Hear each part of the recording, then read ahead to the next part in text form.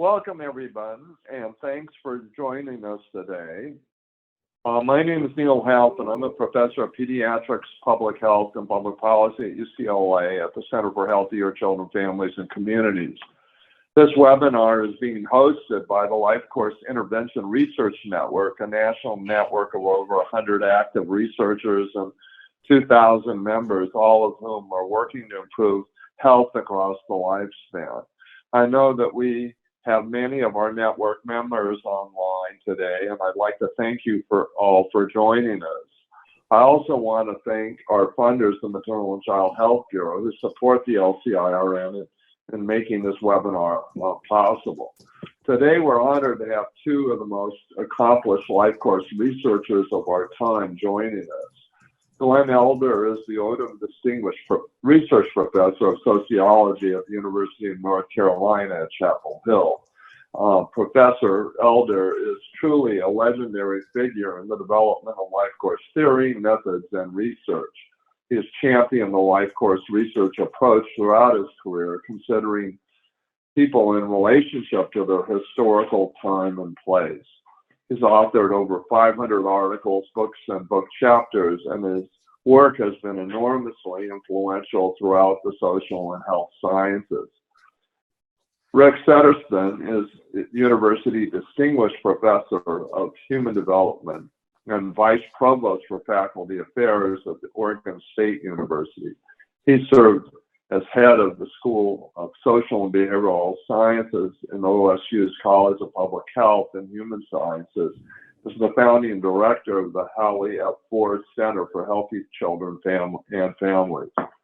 He's an expert in life course studies with a focus on adolescent and adulthood.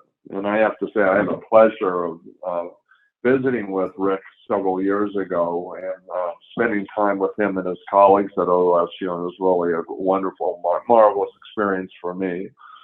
Glen and Rick are here today to talk about their new book entitled Living on the Edge, an American Generation's Journey Through the 20th Century.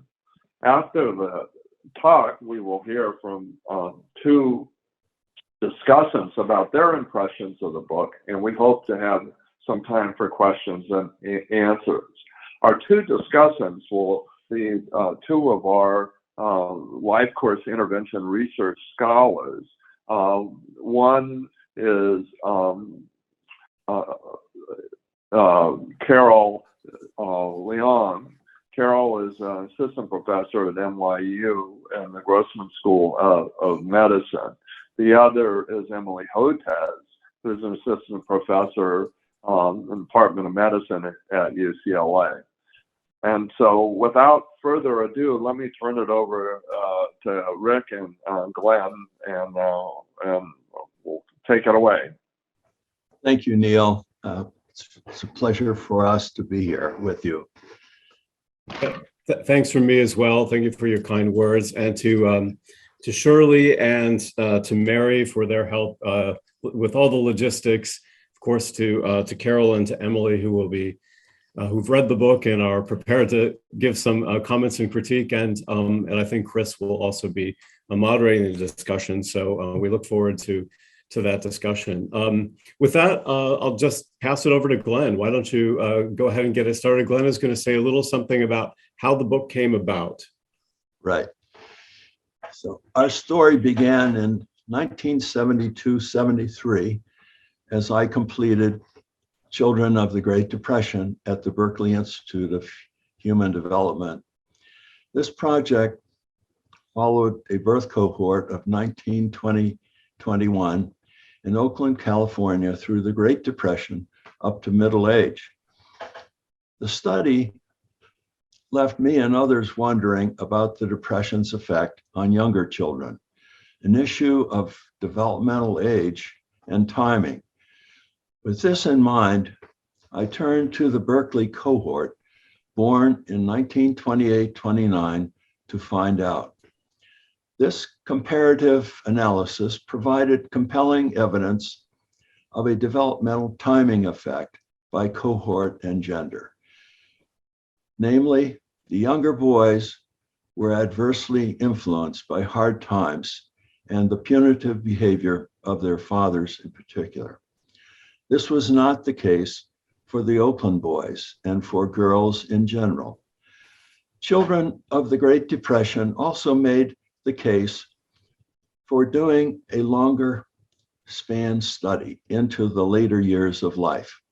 That was actually possible with the Berkeley 1900 generation of parents. This study had uniquely collected data on the lives of the Berkeley parents, mother and father, as well as the studied child. My 1972-73 sabbatical focused on the parents since I recognized the potential for a major book on their lives. I began an outline of the book chapters with detailed outlines and drafts as the chapters into the next century. By 2010, I realized I needed assistance and asked Rick and Lisa Pearce for help in turning the drafts into chapters of a book. In a workshop, we discussed our reviews of all the chapter drafts that to this day represents probably the memorable high point of our collaboration. After nearly 50 years on this project, I still wonder how I could have taken it on at the time. My answer today is that I couldn't resist the challenge after working on Children of the Great Depression and running into this wonderful archive. Doing Children told me how to work with archival data. Old data must be reworked in a recoding process, a story we told in working with archival data in 1993.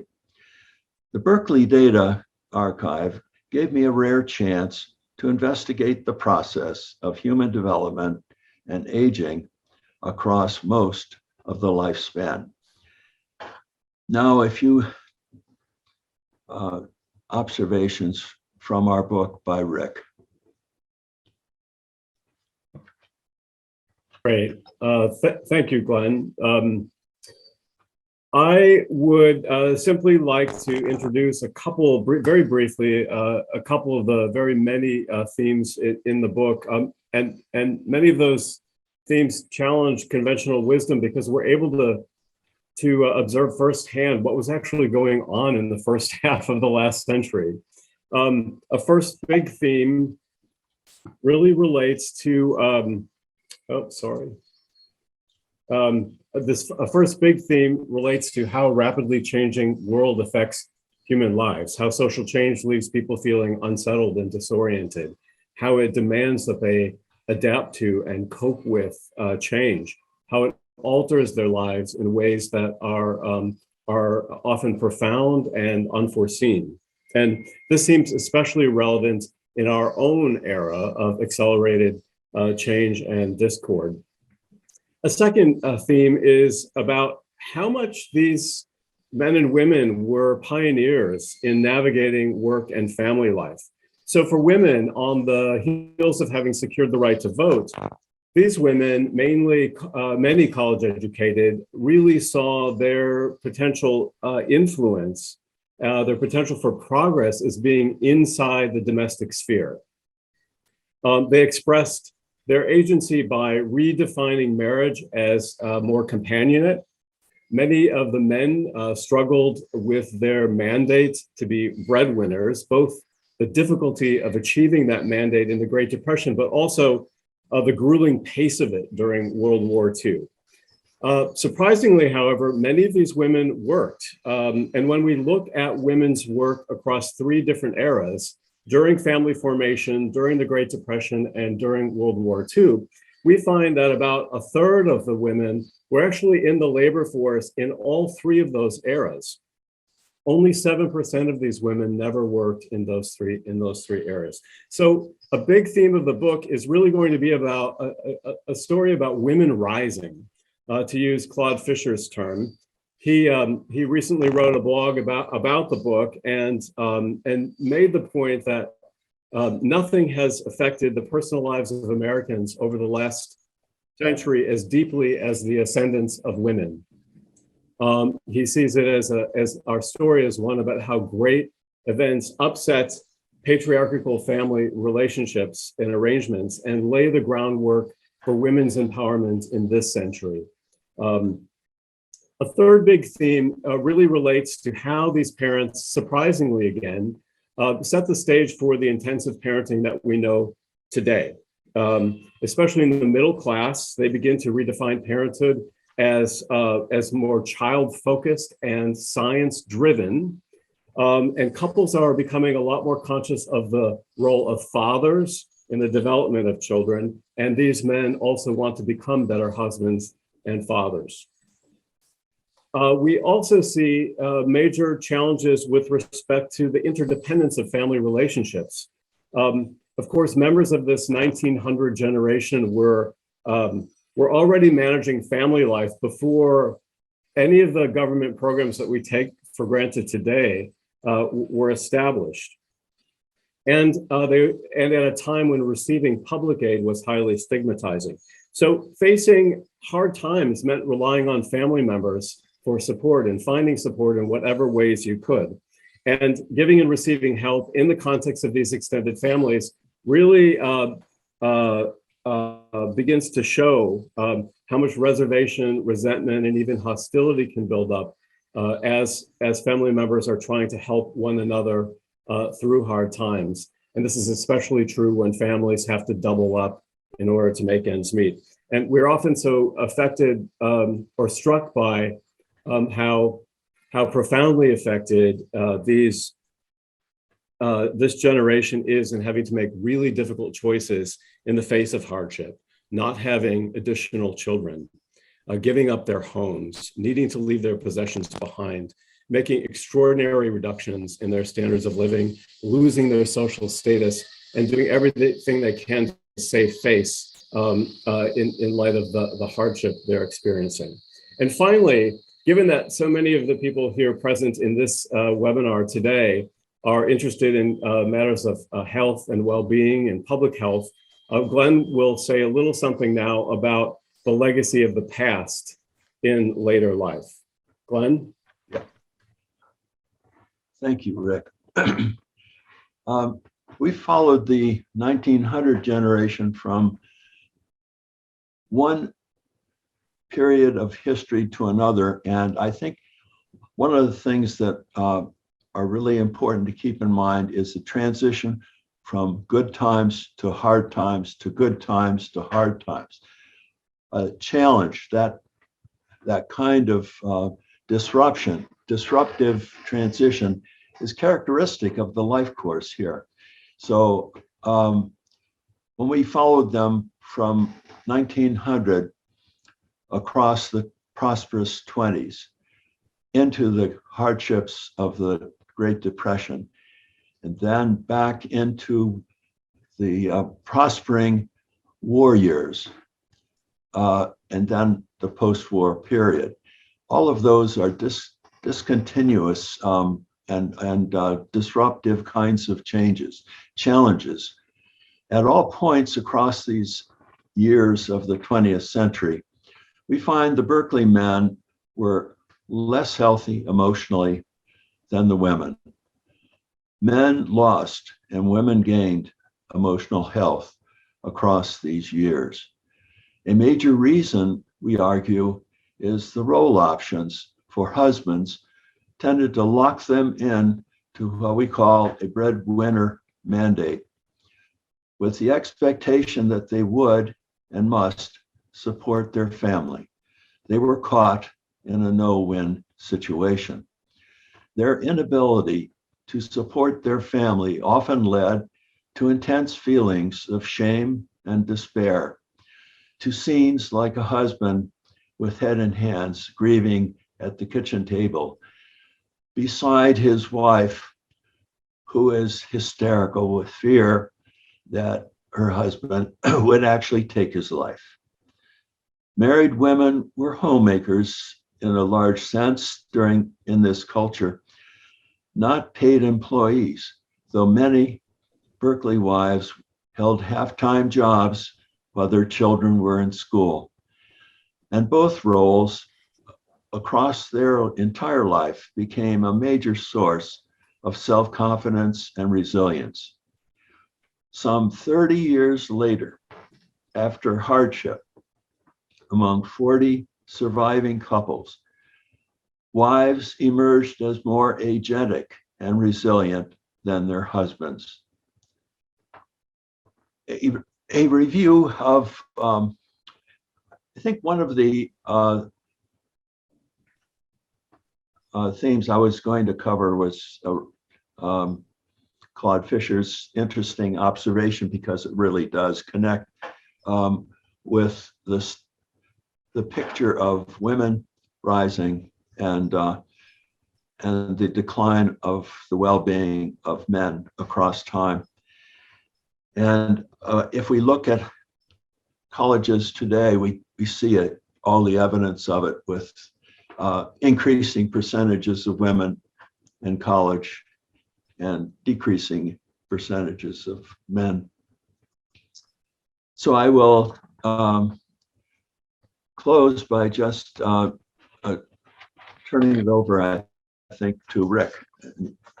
Actually, Glenn, would you like to say something about the dualities of Oh, experience, okay, right. especially in the depression? That's right. Okay. Yeah. As we follow these people into their later years, as they look back on their life, and what they see is, in many ways, something that Charles Dickens wrote about many years ago. It was the best of times. It was the worst of times.